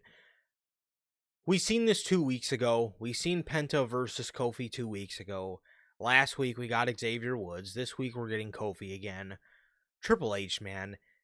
If you don't get the fucking New Day off my TV, bro, these guys suck, man. Or well, not them obviously, but like their booking and the character that you've just given them is so it's so trash, bro. Like how you don't see, like TV would be so much better if they were not on it, bro. This is so shit, man. How do you look at this and pass this on the script every fucking week, dude? This is horrible, man. This is horrible. And now you've drug Pentagon down with them, bro. That, come on, dude. This shit sucks. Dude, it's so bad. It's so bad, meaningless, frustrating, annoying. I don't know how this ends up on the run sheet every week for Raw. Every week, man. Every fucking week, there's just some awful New Day segment on the show, and it just completely. Raw is already a vibe killer. Could you imagine what this does to me, bro? I mean, just imagine. Ooh, it's rough. Pentagon takes care of the distractions. Hits Kofi with a springboard Mexican destroyer. The springboard Mexican destroyer looked pretty dope. And he beat him. That was it. Those are all the fucks that I have to give, honestly. And Logan is right, man. He says the heel turn should never happen. If Big E wasn't cleared, they should have just broken up. At this point, Yep. yes. Why did you do any of that if Big E wasn't fucking cleared? I have absolutely no idea. I have absolutely no idea. Why would you think any of that was a good idea if Big E was not cleared?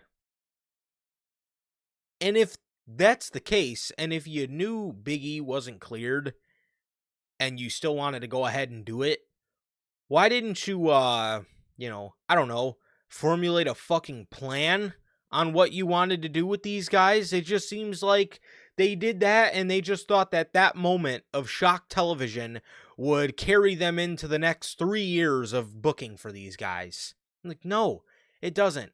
Newsflash, you should actually know this, being that you're the booker. You actually have to put some work in sometimes. That would definitely help. The Usos backstage. It starts off with Jey, and he is on the phone recording a voice message. And he's like, "Hey man, could you please get back to me? I got some things I want to run by you." So Jimmy walks up. He says, who are you on the phone with? He says, who's that on the phone? Jey says, don't worry about it. Jey says, look, LA Knight is going to ask you to be his partner in a tag match tonight. You have to say no. Not to mention, he did. The segment already happened. And Yeah. Jimmy had said no. So Jimmy says have to. So Jey says, we got the bronze at WrestlePalooza, and nobody but family matters. Jim says, well, I did tell LA Knight no, but I'm not going to be taking no orders from you. He tells Jey, do not order me around like I'm one of your kids. Jey says, I'm not. Jimmy says, well, then change your tone.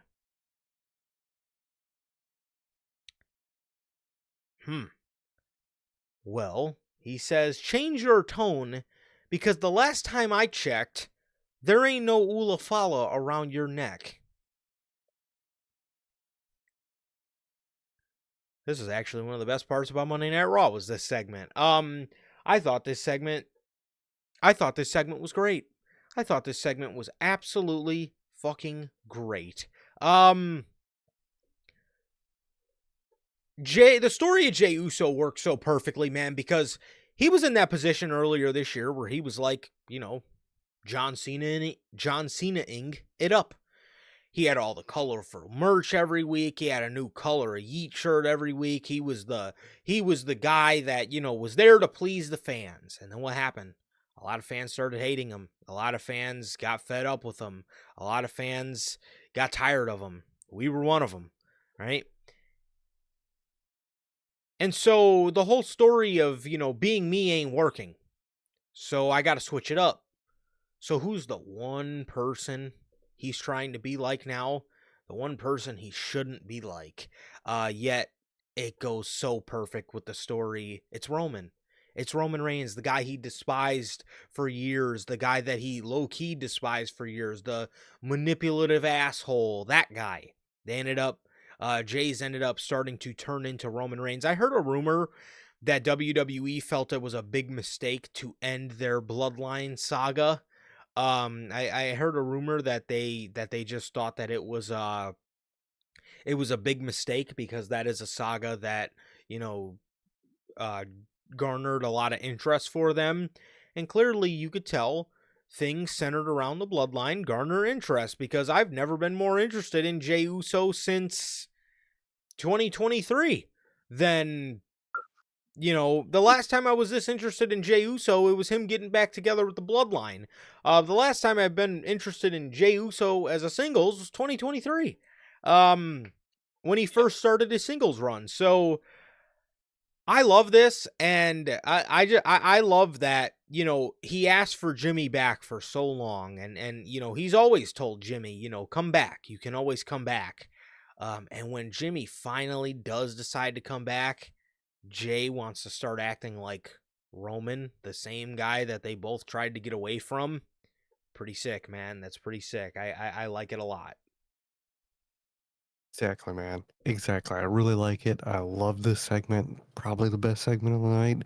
Was really fucking sick. He was most likely on the phone with Roman. Maybe he was seeking some wise man knowledge. Maybe that's a Ooh. possibility. That will be fire, bruh. That will be fire.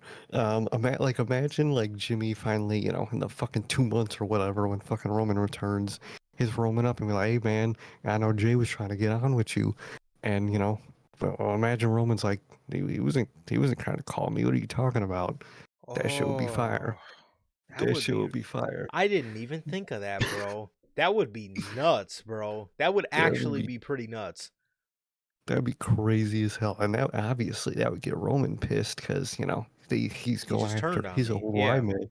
Yeah, so you got something right there that you could do. That'd be really sick, man. But even if it is just Roman and you want to keep it simple like that, it's still good. He's still trying to get words and advice from someone who he shouldn't be, who he didn't like, when he was doing all that same stuff to him, man. I really like what they're doing with Jey and Jimmy. I think it's really fucking cool, dude. And I'm very, very intrigued to see, how all this ends up playing out, man. I think I'm very curious to see what the end game for this is, because you can go the route of another bloodline versus bloodline, which in a way is what we'll get for at least a little bit with this. But I hope overall it ends in Roman, you know, finally hitting that apology that's long overdue, and maybe that could snap Jey out of this and make him realize what he's becoming. I think that's the best end game here for all of this.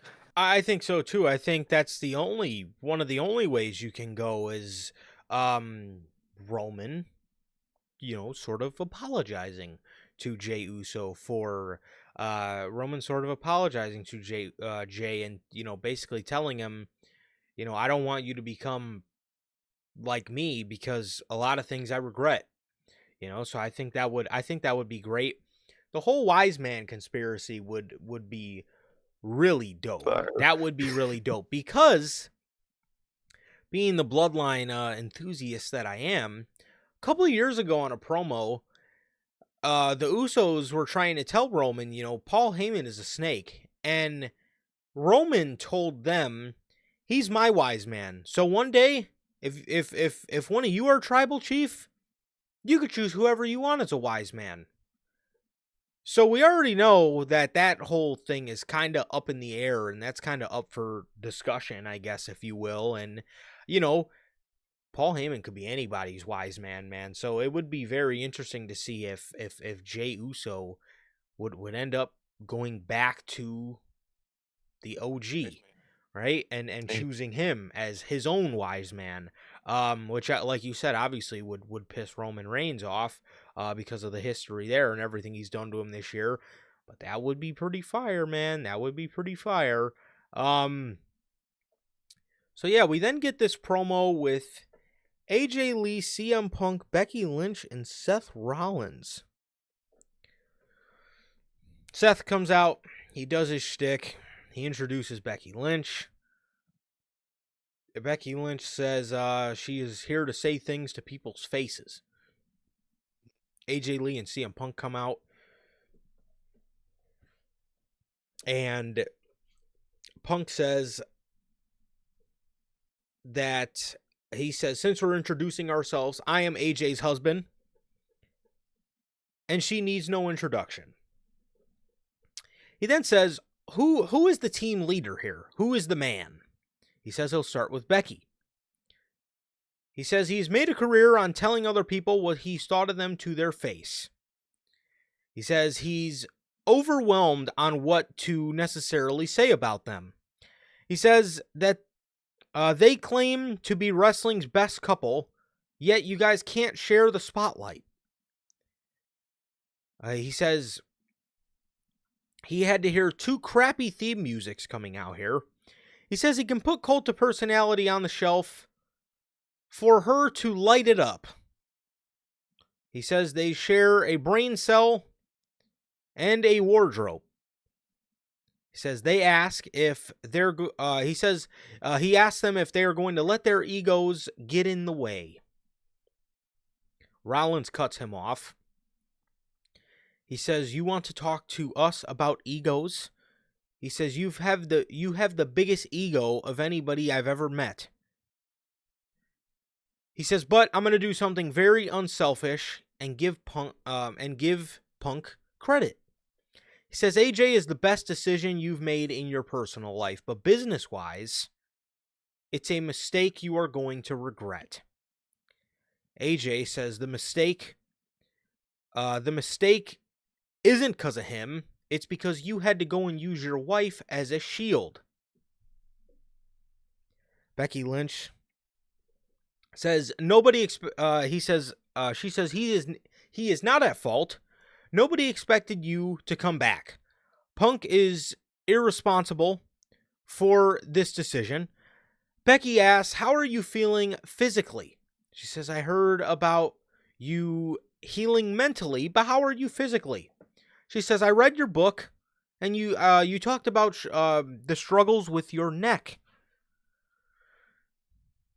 She then looks over at Punk and says, "You got into a blood feud with a man because he took a bracelet with her name on it. So how are you going to feel when I am pummeling her face right in front of you because I am the greatest of all time?" And it's not just me saying it. It's Sports Illustrated and ESPN saying it as well. She says that AJ is not an asset, but a liability. AJ thanks Becky for reading her book. She says, "I did not read yours." She says she does not know how her neck will hold up, but she did win 2 championships on this broken neck. She says sometimes she's erratic. Sometimes she makes rash decisions. After all, she is a Puerto Rican from New Jersey, so sometimes she will shank a chick. Oh my God. That's a crime. That is a crime. We can move on. She says, Seth may call himself a visionary, but you cannot plan for something you can't predict. Seth says he may not be able to predict her, but he can read Punk like a book. He tells AJ that Punk he says, "I don't know if you know this, but he's got a nasty habit of leaving when things disappoint him." Yikes. So she better hope that he does not leave her after Saturday. AJ slaps CM Punk, or AJ doesn't slap CM Punk, oh my God. AJ slaps Seth Rollins, and this shit, bro. Seth takes the slap, and he says, "I won't hit a woman, but I know someone who will." As Becky's standing behind him, just looking scared, Rollins is trying to, like, side-eye over at her, like, come on. And then he, like, nods his head, like, come on, get her. Becky just looks confused. Then these two start arguing, and you hear Becky saying, like, "This is the second time you put me in this position. I'm done. So she walks out of the ring. AJ and Punk are laughing. Seth's, like, embarrassed. Seth turns around and muffs CM Punk. He gets out of the ring, and these two start chasing each other around the ring. And as AJ is distracted looking at them, Becky runs back into the ring and manhandle slams AJ. And as AJ is on the ground, Punk runs up to her, and she slaps the dog shit out of CM Punk here. She slaps the mess out of this man. As Seth and Becky, their plan worked. They got, they were able to get AJ Lee distracted so Becky can give her a manhandle slam. It actually made these two look very smart, and I will say this is going a lot better so far than their 2019 run as the couple on television, because I thought the segment was great. I thought, I like that it's not just Punk talking to Seth or AJ talking to Becky. It's Seth talking to AJ. It's Punk talking to Becky, because for some odd reason, AJ or them too, AJ and Seth, but for some reason Punk and Becky have really good chemistry on the mic. And it is actually quite entertaining. So I love the promo, and this is, aside from like Jey Uso and John Cena, this is one of the only other really good things going on in WWE right now. Most definitely, man. Most definitely. I really like this, actually. I think Becky really helps this version of Seth's character, and Yes. she really, like, helps shoot off that character, and it does a lot for this version of Seth. I was not into this version of Seth for, like, this whole fucking summer, but I think Becky really helps and really is, like, another thing to go off of, which makes the Seth character just so much better. I love, Punk and AJ are obviously really great. Becky's phenomenal. And then, like you said, Punk and Becky, funny enough, have really good on-screen chemistry against each other. Maybe even a little more than Punk and Seth does, funny enough, man. But they have really good chemistry. I really like what they did here tonight. Seth and Becky are really good in this version of their characters. Both of their versions of their current characters really just match each other very fucking well on television. And I think it improves Seth a whole lot on TV. And I like what they did here. They look smart with that whole little bickering thing to just distract them to get the manhandle slam on AJ. AJ sold the shit out of it. That looked great. And I'm excited for Saturday, man. I like this. I like what it's doing for all of them. And yeah, I like what it's doing for them. Obviously, the vision as a whole still doesn't matter. You might as well just what are they gonna do when fucking Heyman returns, man? But this is very interesting. I like what it does for Seth and Becky, and I like this segment overall. I thought it was really fucking good. I thought so too, man. And like I said, Punk and Becky having really good chemistry on the mic. So do Seth and AJ. I liked a lot of their dialogue, like the way Rollins was like talking to her, and he just gave such a belittling vibe. Just the way he spoke to her, he was like calling her like a little girl, and telling her like, he wasn't like, like that like he wasn't scared of her and all that type of stuff. Just he just came off so belittling, or that he was just trying to like big bro her. And it came off really great, man. I liked it a lot. And I liked it a lot, man. I thought it was great. So next up, we got Dominic Mysterio in the back talking about how he is the king of the luchadors and he is the Intercontinental Champion, and he is also the Mega Champion, which makes him the Mega IC Champion. We then hear just the most choreograph of chaotic sounds you can possibly hear. Like when somebody's getting attacked, I expect to hear like crates falling, maybe like a couple chair shots here and there. You legitimately just heard somebody screaming, and so it sounded like somebody was just banging two poles together. Ding, ding, ding, ding, ding. Like they're trying to fucking attract birds to the bird feeder or something. Like what was that noise? I'm I'm listening to it in the background, and I'm like, geez, they are playing that off horrible. So anyways, they run over to the sound, and the New Day attack Pentagon in the back.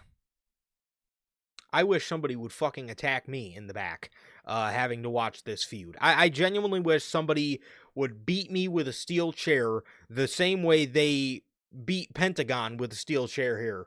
Because, good lord, is this ever gonna end? I don't even know how long this is going on, but I can tell you it's far too long than my patience exceeded. I'm gonna tell you right now, especially what this attack is. Oh, it's gonna continue, but it's gonna continue in some tag matches, man. I think Andrade might have fast tracked Yeah, Phoenix and Penta getting back together. I think this is what that's setting up. I could see that. Which is cool.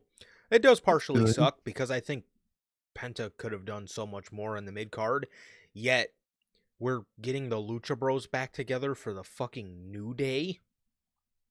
I get they need tag teams, but Fuck, man.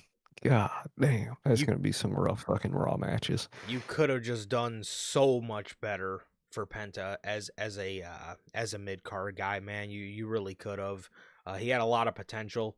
So for them to throw that all away, which I mean, again, the Lucha Bros are cool. I don't, I love the Lucha Bros. I don't think, I don't think that's necessarily a bad thing, but it just does suck because when Penta came in, I could have absolutely, positively, no questions asked, seen him as an IC champion, 100,000%. So to see where we are now, and it just kind of seems like we're already kind of moving on to just getting him back, getting the Lucha Bros back together. They just sold themselves short, I think. I think they have. I think they have. So, yeah, that is that. Lyra, oh no, not Lyra. El Grande Americano versus Dragon Lee. Pete Dunne, El Grande Americano, is out there horsing around trying to distract Dragon Lee. AJ Styles comes out and he takes care of Pete Dunne. And as soon as he takes care of Pete Dunne, he... I actually really liked, too, when he went out there and, like, Pete went under the ring. Instead of AJ just looking around like a fucking fool, the commentators were like, hey, man, he went under the ring. So, like, he was able to, like, it just seemed like the only logical thing to do. And it actually humanized the announcers, and I actually like that a lot. It didn't just make them look like a bunch of idiots just standing there in front of AJ like, man, where did he go? As if they didn't just see him go under the ring. So I actually like that. So when AJ took care of him, he gets attacked by Tyler Bates, El Grande, and Ludwig Kaiser hits some sort of like backbreaker crossface submission. I can't remember what they called it. But he got Dragon Lee to tap out. Who gives a shit? Why is AJ Styles still involved in all this, man? I mean, for the love of God, bro. We always talk about, how the end is, we're closer to the end than we are the beginning with AJ Styles, yet he's fighting luchadors on Raw. Like, this man is fighting a copycat luchador's team Monday Night Raw and being outnumbered and outsmarted by them. What the fuck? Now, not to say, mainly in recent years, but the fact does still stand. How the fuck did Vince McMahon do a better job with AJ Styles than Triple H? Dude, how did he do a better job with Pete Dunne? Like, what? At least he Man. was on television as a human. He's a fucking luchador. You don't even see it. Dude, horrible. Crazy. My God, bro. My God. So, that was that. El Grande. I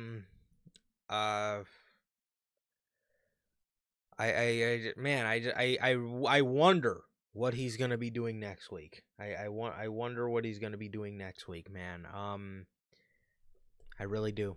Probably the same fucking thing. El Grande versus Dragon Lee again, or El Grande versus AJ Styles again, or AJ Styles versus Pete Dunne or Tyler Bates. I don't know. Who knows, dude? I don't know. Lyra Valkyria is in the back, and she walks up to Bayley's door, which is cracked open, and she hears Bayley arguing with herself, and then the door shuts right in Lyra's face. So then Lyra knocks, and Bayley's just sitting there on the couch as if she wasn't screaming. And she's like, hey, how are you? Were you talking to somebody? So she then says, she says, thanks for helping me tonight after, what I said to you. Bayley then just pops off. She says, thank you, Lyra. Thank you for showing me that there are idiots that will just walk into somebody's locker room. She asks, what if I was changing? She says, stay out of my locker room, idiot. And walks off. As Lyra is just sitting there confused, like, So, I don't know, man. I really like it, man. I really like it. It's like Bayley is she's super nice, and she's the hugger with anybody else except for Lyra. So I wonder how this is going to develop. Maybe it's like people that have done her wrong in the past or something like that. She is going to, be kind of a loose cannon with, but with Lyra, or anybody who hasn't done her wrong, she's the lovable, hugger too. But with somebody like Lyra who has done her wrong, man, she's heel Bayley. So I'm very interested to see the ins and outs of this whole character and how this whole thing works. So I like it a lot. definitely very excited. I really like how this is going. I like the dynamic of, who Bailey is like nice to and who she kind of snaps off on. I really like it. I really like it. I'm very excited to see it unfold more. I love what they're doing with Bailey so far. For sure. So we got Stephanie Vaquer versus Kairi Sane. Before the match, Rhea Ripley tells Stephanie, no matter who wins, she's got next. We get Stephanie diving out onto Asuka and Kairi Sane. She then gets Kairi in the ring, hits her with a Devil's Kiss, hits her with the SVB for the victory. So Stephanie defeats Kairi Sane here. Asuka is about to get in the ring to, I guess, confront Kairi Sane, and Io runs out there and breaks up the face-off. She calms Asuka down. She breaks up the face-off between the two. And Stephanie and Io then do a face-off of their own before their match at WrestlePalooza. I thought it was fine. I will say one thing I really like about the Io and Stephanie match is it is genuinely unpredictable. I could actually see that going either way, which I actually really like about that, man. I really like that a lot about that. I think it adds, obviously, a cool dynamic when something is unpredictable. So a lot of matches on WrestlePalooza are actually like, I couldn't not see them going both ways if they had to, man. So, I like this a lot. It was your typical, Asuka trying to get into beef with people that Io actually respects. So it was your same old, but it wasn't necessarily bad, I guess. Exactly, man. Exactly. It was simple. It was kind of the same thing we've been getting a lot of so far, and I'm just very interested to see who wins that match because, they could continue the whole, Io and Rhea stuff, and together they could do it as enemies. Maybe it doesn't work out. They could go a lot of ways, and I think either or woman can win that match, and I'm just very curious to see how it goes. Definitely. We get a Bronze video package. They say, until now, the Usos were the best tag team ever. They say that tonight is going to be a taste of what you guys are in for at WrestlePalooza. He says tonight they run through Jimmy and LA Knight.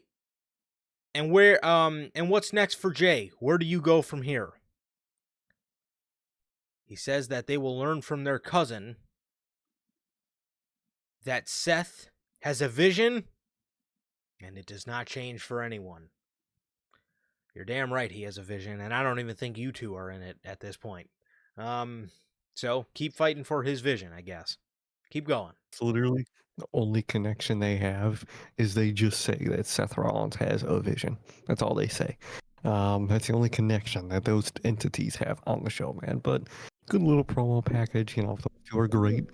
And they still have no connection to Seth Rollins.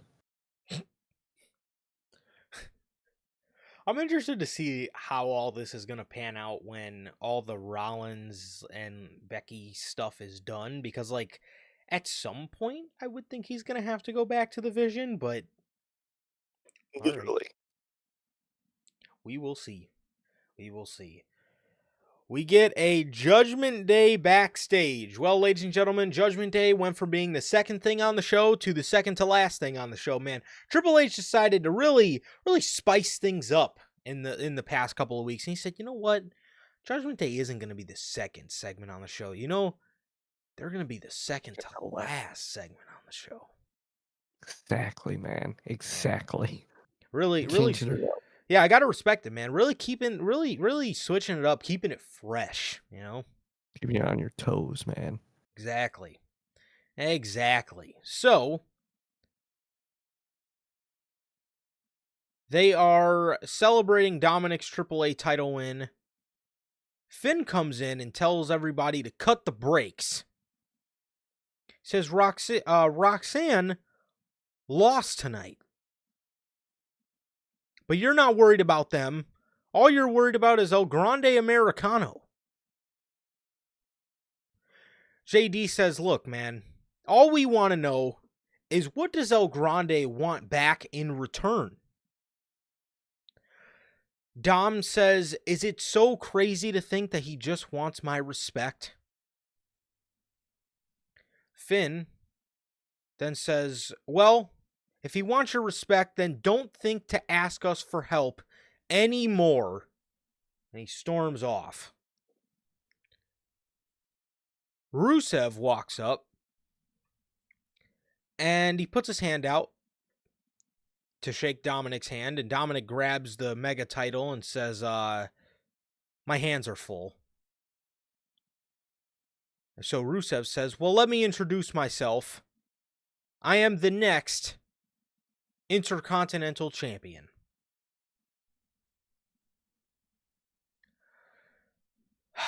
Well, this is interesting because they're both heels.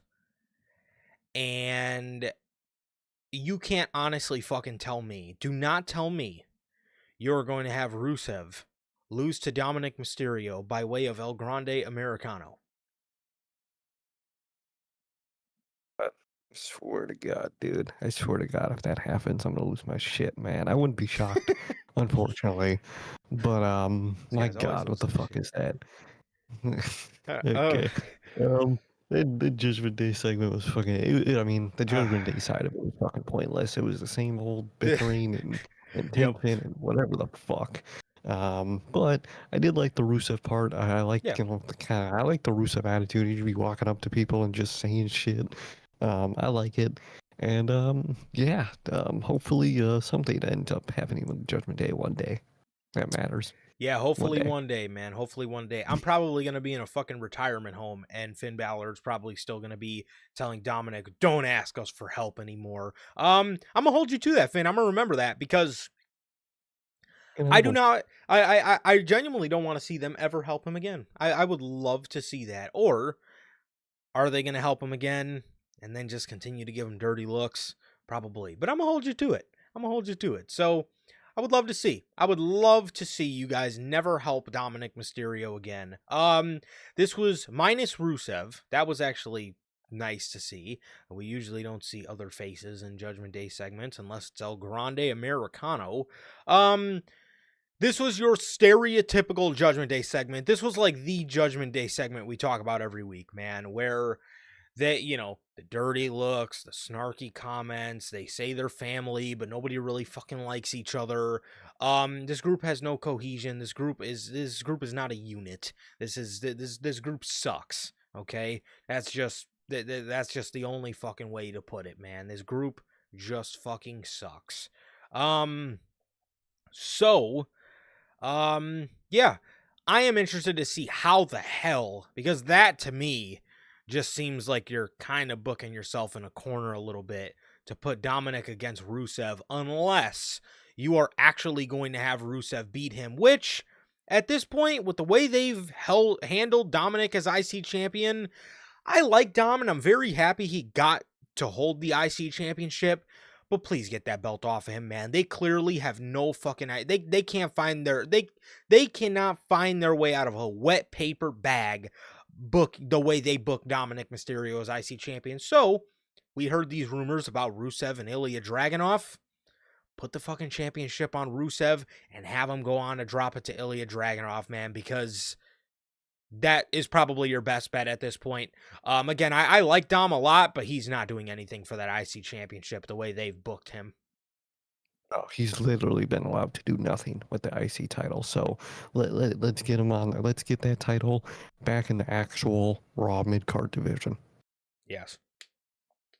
Clearly, they have his head so far up Triple A's ass. He can't. Again, like you said, he can't. He's not allowed to do anything with the IC championship, and it sucks. He's not. It's in that exactly, and that sucks.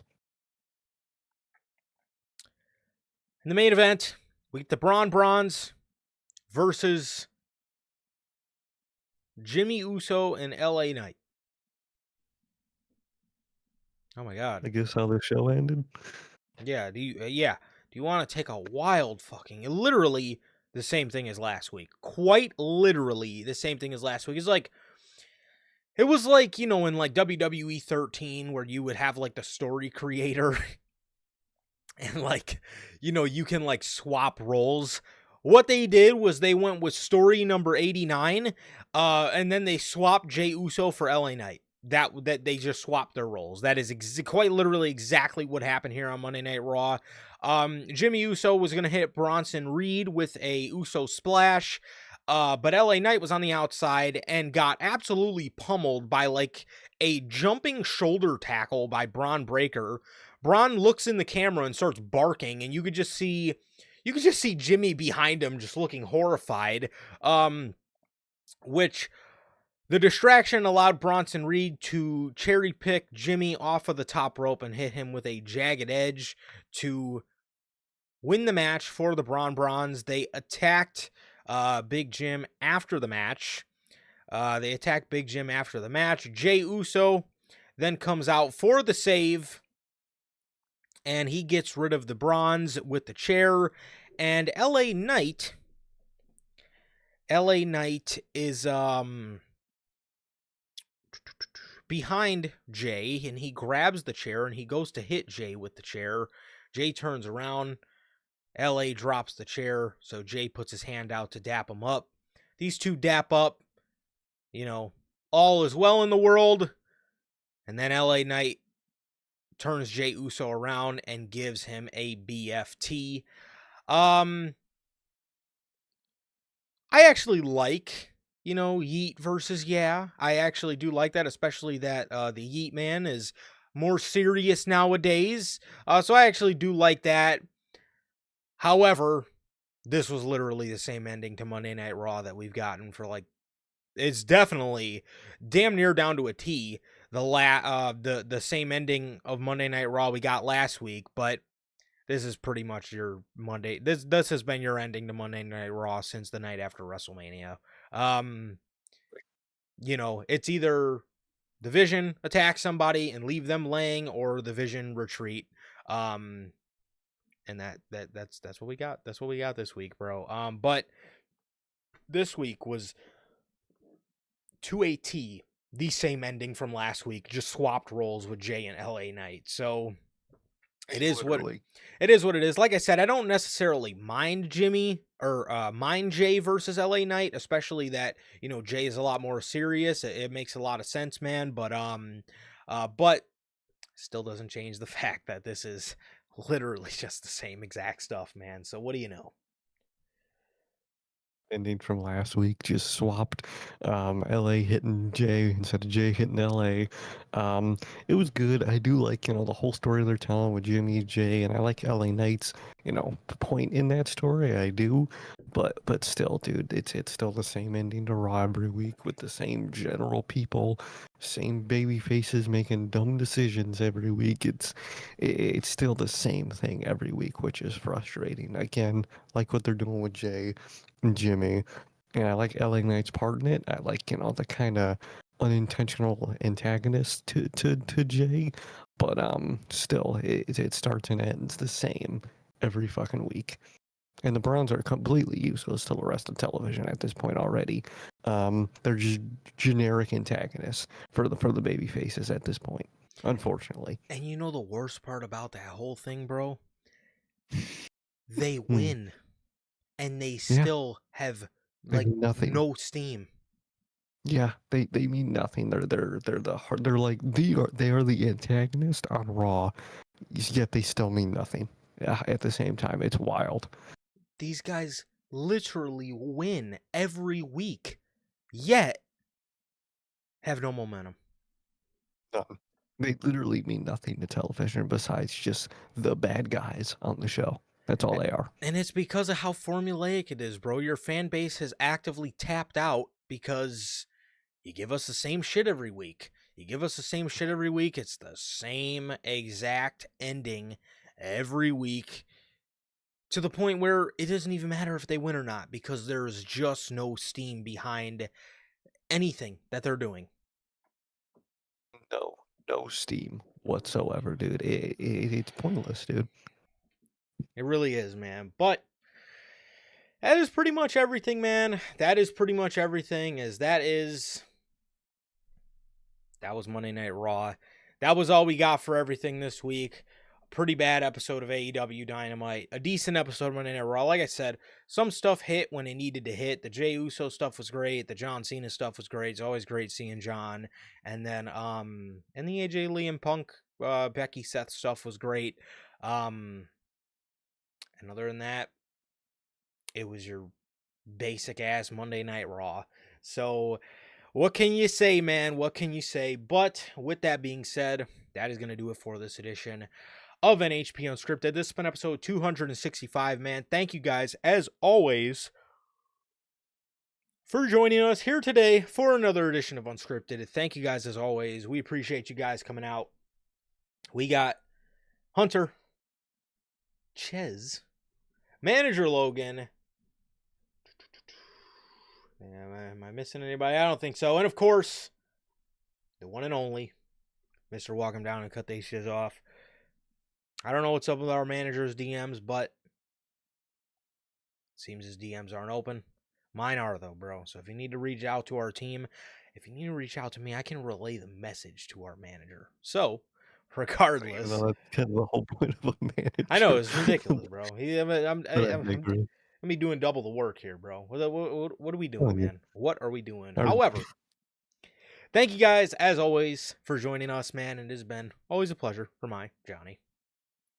It's okay. And that is going to do it. Thank you guys to everybody who joined in the live chat and my guys as part of the Replay Mafia, JT and JB. Thank you guys. As always, please like, comment, and subscribe. And we'll see you all on Friday at 3 p.m. Central with the news, the All Out, and the WrestlePalooza 2025 official show predictions.